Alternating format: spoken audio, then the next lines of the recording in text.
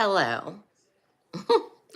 Good evening. I'm coming to you live from my house, and it's nighttime, and I just decided we're going to talk about the new year and why now is the time. You want to eat it? Okay. Why you can. Why now is the time to look for a job. Okay. Now is the time because, as everyone knows, holidays are over, New Year has started. Rumor has it companies want you to look for a job, or companies are eager, for people to apply for jobs and look for jobs at the beginning of the school. At the beginning, I was gonna say the beginning. And also tell him to be quiet. People are looking for jobs at the beginning of the year, and companies are eager. You heard that exactly how my life is. Mm, mm, mm. Companies are looking for, you ought to be ashamed of yourself. Companies are looking for people at the beginning of the year because everyone's in the new year spirit. It isn't just about, the bottom line and, their fiscal year has started over, because some people's fiscal year starts over in July.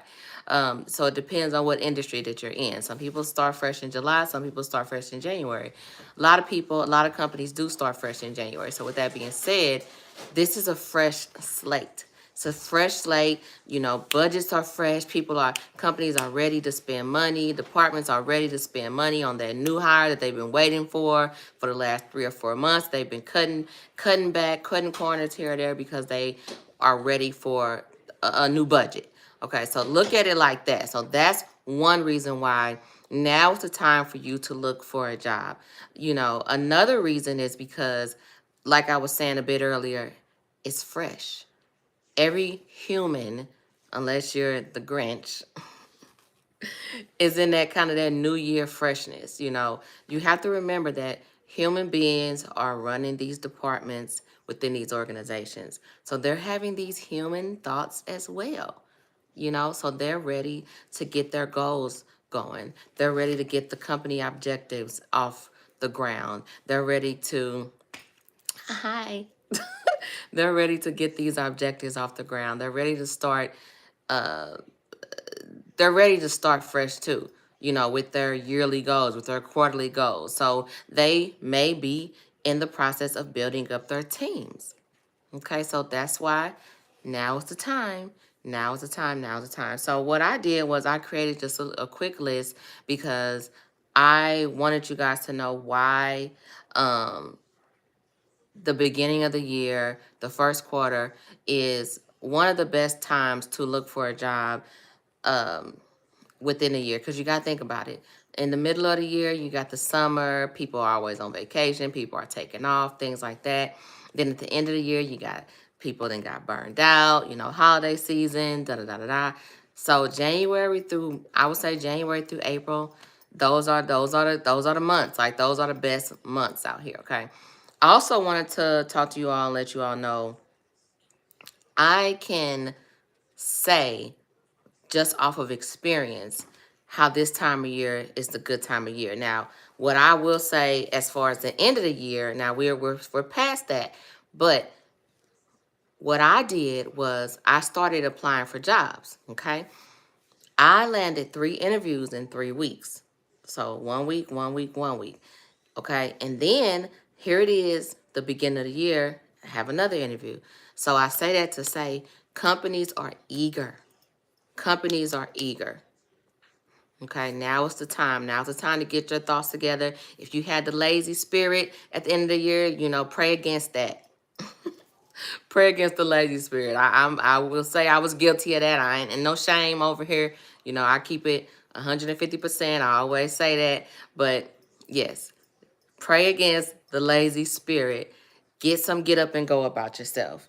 Now, I'm going to briefly tell you about, it's kind of twofold what I wanted to talk to y'all about on tonight. And if you're catching a replay, good for you. If you sleep in the bed right now, or if you sleep in the bed and you catching a replay, good job.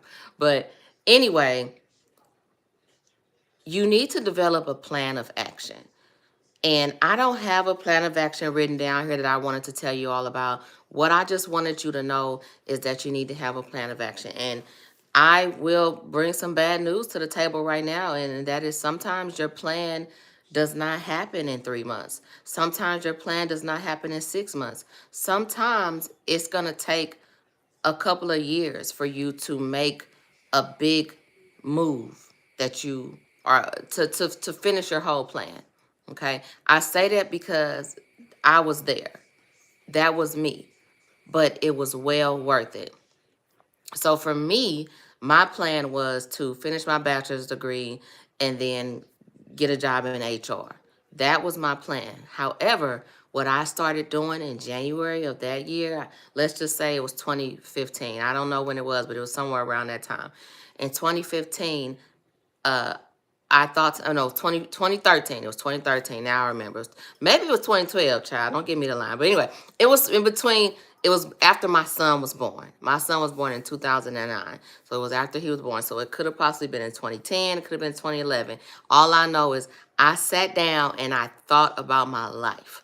I thought about what I wanted to do. I thought about what I wanted to change. And I thought about, well, how long is this going to take? So because I didn't know, I had to research that. So what I did was I started researching career paths. I started researching, the salary. I started researching the education. I started researching things like that and wondering how I can balance this while being a mom and working full time and things like that. And I'm here to tell you that it's very possible for you to do that. You just have to have a plan of action. You have to have a plan of action. You have to be patient. You have to be diligent. You have to work through that plan. Okay? Um, so do your research. Do your research. Decide what you want to do. Decide what job path you want to take. So if you are in school right now, hopefully you've already done that as far as making sure that there is a path for you to take after graduation. If not, if you are working a dead-end job right now and you want to change your life, the first thing I would recommend is do some research. Yes, number one, do some research on the different up and coming career path. So there's a website, and I'll put it in the description below. But there's a website, and it's called the Occupational Job Handbook website. And there's another one that's connected to the Occupational Job Handbook website, which is called ONET Online. And these websites will let you know the background education that's needed for thousands of different career and job titles. It'll let you know if it's a bright outlook, if it has a potential to growth. They have statistics that let you know that this position or this type of job is going to be growing by 7% within the next 10 years. And then they'll let you know this position is going to grow. Yes, though this position is going to grow by 25% within the next 10 years. Okay, so those websites are the Occupational Job Handbook. Okay, that's one.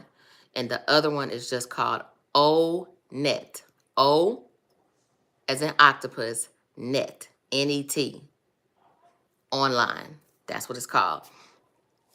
ONET online. Okay. What do it stand for? I don't know. But anyway, it has all the information that you need to start your research and to figure out, what do I want to do? What do I want to change? What do I want to go into? How am I going to do this? How am I going to get myself out of the mud and change my life? But I need y'all to understand, whoever is watching this, I need you to understand that it isn't something that is just going to happen overnight. It takes time for real change to happen. And this is my motto. You look back, and I'm guilty of this. I look back and think about 2020 versus here we are in 2025. For the first time in my life, full transparency, I don't feel like I made a big jump within 5 years like I normally do. It seems like every 5 years I'm on to something way bigger. Like I'll look back 5 years prior and be like, dang, I was doing that 5 years ago, man. Or like my salary didn't change $30,000 or whatever it may be. Like when I look back from 2020 to 2015, in 2015, I was making maybe $40,000 a year in 2015, I think, or 44, one or the other. But then by 2020, I was making $50,000 or $60,000. And then by 2024, so you got, so let's listen to the numbers. You got 40,000 in 2015. 5 years later in 2020, you got 60,000. 5 years later in 2025, you got, or however, 3 years later in 2023, 2024, you got 83,000. So those are big jumps, but I don't know, maybe I'm an overachiever, maybe I'm that type of, but 2020 versus 2025, I don't feel like it's been that much of a difference. Even though it has been a salary difference, I don't just look at salary, I look at accomplishments. Okay, I look at accomplishments in life. I look at like how I feel, like where am I at? You know, I that's what I look at. Because in 2015, I was living in an apartment. In 2020, I was living in a house. You know, for my kids. So I look at different things like that for me personally. So I say all that to say things take time, but you need to have a plan of action. And you also need to have a why behind your plan of action. This is why I said now is the time. If you are on a career, if you are trying to elevate your career, now is the time to do your homework, do your research, and develop a plan of action. Find a program that you want to do. Find a certificate program. Find a self-paced study. Find something. Just don't go back and look at 2020 versus 2020. If you got to go back now, it's 2025. If you can think back into 2020, and I know it was a pandemic. I know it stalled a lot of people. It stalled me. That's why I feel like I'm slacking. You know. But anyway, if you feel like there was not enough accomplishments or there you didn't achieve that much between those last 5 years, don't let these next 5 years be the same way. Let's develop a plan of action. And if you are on the path, if you're listening to this video, 9 times out of 10, you're trying to elevate your career, because this is what my channel is about. It's about job interview coaching. It's about elevating your career. It's about getting yourself, doing the work that it takes to move to the next level. Then if you're listening to this, then you are already kind of got your mind set to do that. Okay. Now, I know that was like a long step one as far as doing your research, but the next thing you want to do, if you are ready to hit the job market and hit it and hit it hard in January, the next thing you need to do is you need to go ahead and get your resume updated and your cover letter updated professionally. And I say that because this is your first chance that you're gonna stand out. This is your very first chance. And I know for a fact, when I be applying for my jobs, I know my resume is popping. I be just waiting for the compliment, flat out. Because I didn't. Yeah, go ahead. Don't look at me like that. My son, he 9 and he is savage. He said. Anyway, now is the time to see. You got me losing my train of thought, my boy. You got me losing my train of thought. Oh yeah, get your resume and cover letter together. Yes, and cover letter. You need to have a cover letter just because you just never know when you need it. So get your cover letter. It's just but a few paragraphs. Okay, and get some help with artificial intelligence if you really need some help. But then sprinkle some of yourself in there. Don't just get it from artificial intelligence and boom, send it to people, because you're gonna look real foolish. You're gonna look real foolish, especially if you have a lot of, especially because the younger generation, the baby boomers are sliding out the picture. And if you're a baby boomer listening to this, don't take that the wrong way, okay? Don't take that the wrong way. The baby boomers are sliding out the picture, okay? And the new generation is using the new technology. I got plenty of little cousins. I ain't gonna say his name, but it starts with a J. And he told me he don't write none of his papers. I know you was with a baby boomer right now. He don't write none of his stuff. He AI that like a mug. And I hope he's sprinkling some of his juice in there. I hope so, because you gotta finesse it. You gotta finesse it, as my husband like to say, because apparently I ain't got no finesse. But anyway, you gotta finesse it. I got finesse where it count, and that's in this career space. Okay, that's within these job interviews. That's within, my communication skills when it comes down to influencing another human. I know how to do that. I know how to do that. Okay, y'all, if you catch me on live, this is where you're gonna see me in my in this raw form. So if you are here catching me, good, good. Um, get your resume together. Get it together and don't make it basic. Don't get a word template. Find you, if you're gonna use a template, find you somebody who's selling good ones. Okay, I don't want no basic Betty stuff. Do basic stuff, sure, but you might, fine, okay, fine. But guess what? If you're using a basic resume template and you ain't got a whole bunch of experience and you're competing against people who also have a basic resume, but they got 20 more years of experience or 10 more years of experience and they got the skills that they're looking for, then you're not gonna get picked. You're not gonna get picked. I've seen it.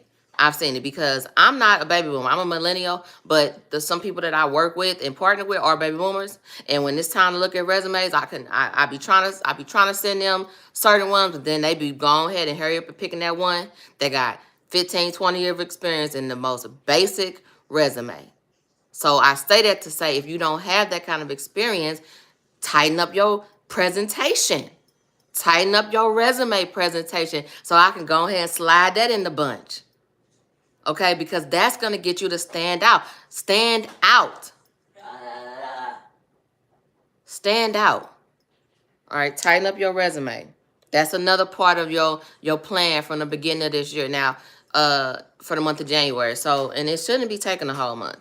Like your resume, you can get your resume updated in a weekend if you about that life. And if you're not about that life, then take a slow time. Like take your time. But if you are about that life, when I needed to update my resume this summer or whenever I did it, my black behind sat at my kitchen table for 6 hours on Friday and 6 hours on Saturday and 6 hours on Sunday and got it done. And why did it take me so long? Because I'm not just about to throw some mess together. That's why. All right? Okay. Now, another thing that you need to start doing while you're on this job search at the beginning of the year, because it starts now. It starts now. Get on the horse while everybody is in the good feel. Everybody feeling good. Everybody feeling motivated. It's the new year, you know. What we gonna do? Jump on that horse. Jump on that horse with everybody. Okay? Use herd mentality right about now. You need to be studying the most common job interview questions. I do have a book. You can check that out in the description on the replay. But anyway, aside from that, you need to be studying the most common job interview questions.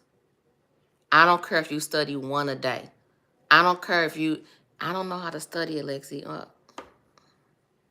They didn't teach you how to study when you was a kid. All right, so then you read the job interview question. I'll tell you how I study. You read the job interview question. All right, the question is, tell me about yourself. Okay, if you are trying to tell me that your life is so busy and hectic that you can't study one job interview question a day, and by the end of the week, you've been studied 7 of the most basic job interview questions, and you gotta think about it. In the job interview, reflect. How many questions are you really asked? 7? Maybe 7. And if it's a long job interview, fine. You might be asked 12. But you're not answered a lot of, yes, thank you. You are not asked a whole lot of questions. That's why I always say, study the basic ones. Tell me about yourself.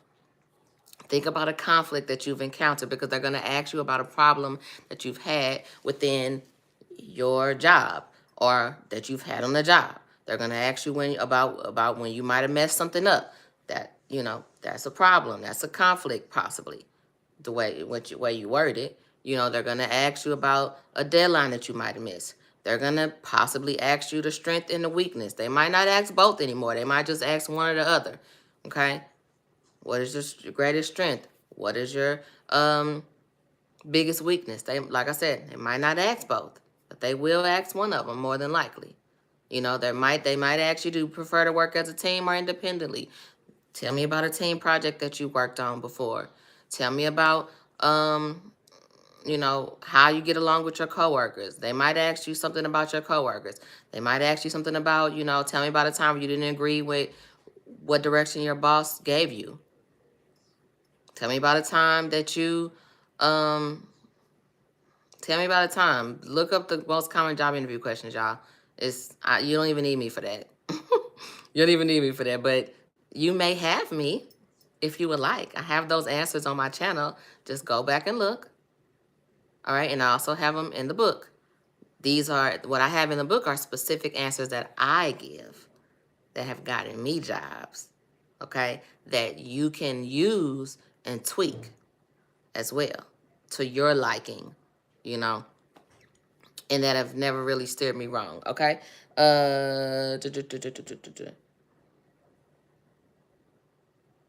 Also wanted to talk about confidence, and how you're going to go into the new year confident. Now, confidence comes through practice. I was just looking at a video where, it's sad that we don't have Kobe Bryant here no more. It's two deaths that really bother me. Chadwick Boseman and Kobe Bryant. It really just bothers me. I still haven't seen Wakanda 2. I'm not ready to see it. I'm not ready to see it. And I'm not even joking, y'all. I'm not ready to see it. But those deaths really bother me because I genuinely felt like they were making an impact in this world. And so anyway, I'm watching a Kobe Bryant video, or someone had made a video. It was on Instagram. And basically Kobe Bryant has said that, when he gets out on the court, he's not nervous. He's not scared. He's not any of those feelings because he's not going to be afraid to do something that he's already done, 1,000 times in practice. Like 1,000 times in practice. I know one person might say, well, it's Kobe Bryant, or, he was one of the greatest players. And, yeah, he's been doing that for years and years and years. You're right. It's just called practice. It's just called practice. You've been doing, more than likely, you've been doing your job for years and years and years. Especially if you're not, if you're watching this and you're not a college graduate, if you are a seasoned career person, if you've had your career for over 10 years or even 5 years, you have something to bring to the table. You should have a level of confidence. And if you don't have a level of confidence, then that's what your number one problem is. You need to start feeling yourself. Because can't nobody tell me I ain't great. My daddy told me, if they don't like you for you, then screw them. That's one thing he taught me. And the second thing he taught me was, he said this, y'all. My daddy was funny. He's passed away. And y'all gotta don't be tripping. And if you tripping off of stuff I'm saying, then something wrong with you. Because just take this with fun, seriousness, but all fun. All right? So one other thing he taught me was, so first thing he said was, if they don't like you for you, then screw them. Yeah, my sister might already know. That's the first thing. One of the second things he taught me was, so what? And I'm saying it like this is because my daddy was a very aggressive man. He was a preacher. So he said, so what if somebody think you better than them? You are. That's what he used to tell her. He used to be like, so what that they think you better than them? You are better than them. He sure used to teach us that. And you know what? I know why my daddy taught us that. My daddy taught us that because he was just trying to make us so confident within ourselves so that nobody could shake us. And I understand why. Because the world we living in now, the suicide, the bullying, no. I would rather feel how he taught us to feel, which is, so what they think that I think I'm better than you. I probably am better than you. Let's talk about it. Let's start there. Okay?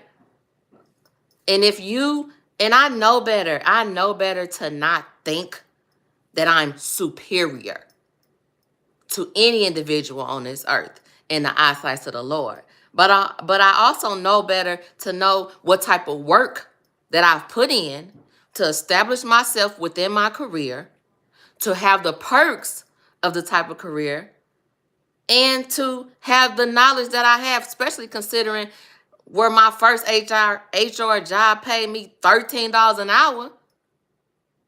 I sure do demand a certain amount of money now. I surely do. And if you're offended by this, then I'm sorry. But I'm not sorry. Because it's not, stop being offended over every little thing. Stop being offended over every little thing. You know, if you don't have confidence, you're not gonna make it. And no, I'm not arrogant. I'm sure not. Any individual that I've worked with, any individual that I've been on a team with, arrogance is something that I know is not a quality that I possess. Now, I might have had it back in the day, back when I was like 19, 20. And I was stupid, though. I was stupid. I didn't know stuff. You know, so yeah, I definitely would not call that confidence. I would call that arrogance because I was stupid. I was dumb. I didn't know stuff. Okay? So, yeah. I say the reason why I even brought up confidence is because confidence trickles down into everything that you're going to be touching. Yeah. Growth. Thank you, Murph Durf. Confidence within yourself is going to trickle down into how you are in the workplace, into how you communicate with your colleagues, with your bosses. It's going to trickle down into how you act on that job interview, because the last thing they want to hire is somebody who don't feel good about themselves and what they're doing. No. I'm trying to hire somebody because I need them to do a job. I don't need you to be nervous, Nancy, and be scared. I don't need you to be. Fill in the blank. Okay? I don't need you to be that. I need you to have some type of air of confidence, because I'm not, I don't need to be micromanaging. Okay? Get your confidence up. Get your confidence up. You need to get your confidence up. You need to get your confidence up. You need to talk to me. You need to talk to me one-on-one. Because I'll let people know. You need to realize that you're worth something. Okay? Couple other things I wrote down. You deserve to be happy and not miserable within y'all. This is our life. This is your life. This is your one life. This is why I'm on here tonight. This is why I'm on here at night. Because time waits for no one. And that's something, that's clarity and time waits for no one are my two kind of my phrases for this year. Clarity and time waits for no one. Clarity within my spiritual walk, because I want the Lord to make things clear to me, and I want him to guide me, because when I read the Bible, sometimes I be still a little confused. So I want him to make it clear. And then 2, time waits for no one. Like, I want to take action. Take action. Like, what can I get done? I saw a quote by Martha Stewart. She was like, I just try to see how much I can get done in a day. I bet you do. Shoot, because time got stripped from you. I don't know how long you was in that jail cell, baby, but I heard you had couches, cushions, and whatnot. But anyway, she said, I try to figure out how much I can get done in a day. And I see. Because I woke up one morning, this was a few months ago. I remember I woke up one morning, maybe it was this sun, I don't know. All I know is I woke up and my kids, and I was just like, it feel like it's too much laziness going on in this house. We need to get busy. I think it was last year before my son got in all the sports and stuff. I was like, every day shouldn't be just, we go to school, we go to work, we lay down, we chill. We go to school, we go to work, we lay down, we chill. No, it was just too much chilling. And on the weekend, just chilling. It was too much chilling. And I remember I had made my public service announcement that morning. I was like, it's too much chilling going on in this house. Too much chilling. Folks we need to find something to do that is productive, that is going to progress our life. And that's just not just sitting around chilling. This has been Christmas break for my son. And I told him, I said, you've been on Christmas break for 2 weeks, 2.5 weeks. I said, since March, this is your longest break that you've had. Since March. Because he's been working out, for his football team, for his wrestling team, for his basketball team. He been doing all of that. And I told him, I said, all of that reflected in you winning offensive player of the year. That's fine, Mira. You definitely should chill on your snow days. We've been chilling the whole break. The whole break. But yes, I basically was telling him, you been working. You've been working. You might have a day off Sunday, Saturday, whatever. You might not have had nothing to do. That's fine. That's fine. But most of those days, you need to be putting in work, working towards a goal. I'm not telling you to overwork at all because you got breaks on Saturdays and Sundays. But if you flip it, imagine people who live in their life the total opposite, where they don't do nothing all day. They just doing nothing.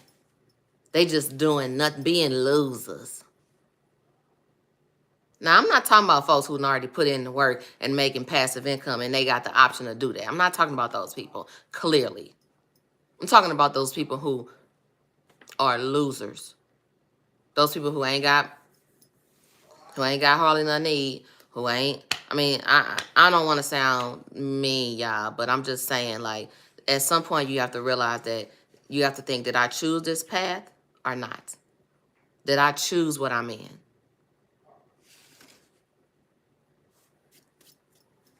It's too much opportunity out here now.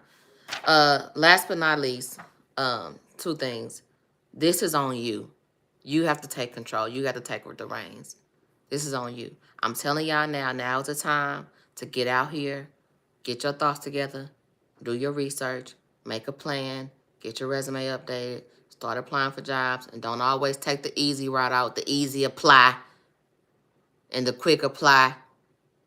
All right, don't be an anomaly and go and do the long application, because now you even making your chances even higher, because that company, Dodo Birds,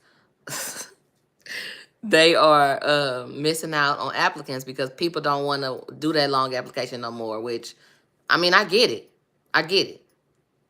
But be that person that do that long application real quick. And it really even it ain't even that long, because everything can parse through.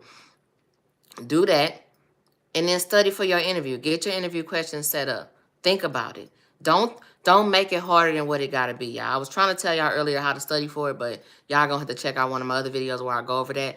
But don't make it harder than what it needs to be. Just, even if you don't study, look at the questions, think of an answer. Say it out loud. Boom. Look at the question, think of an answer, say it out loud. And if you need help, I'm able to help you all do that. Drop me a comment below that says help, and I will reach out to you to get you started on interview coaching and going over some questions. Okay? Last but not least, reflect, and I probably said that a few times, I'm sorry. Reflect on some of your accomplishments. I know that is hard to do. I tell people to try to keep track of that while you're on the job. Just think about things that your manager has said to you during evaluations or during y'all touch bases or whatever, that has been accomplishments that you can put down on your resume as something that you've accomplished within these jobs that you've held. Okay? So hopefully this has helped you. I'm about to go to bed, and I will holler at y'all later.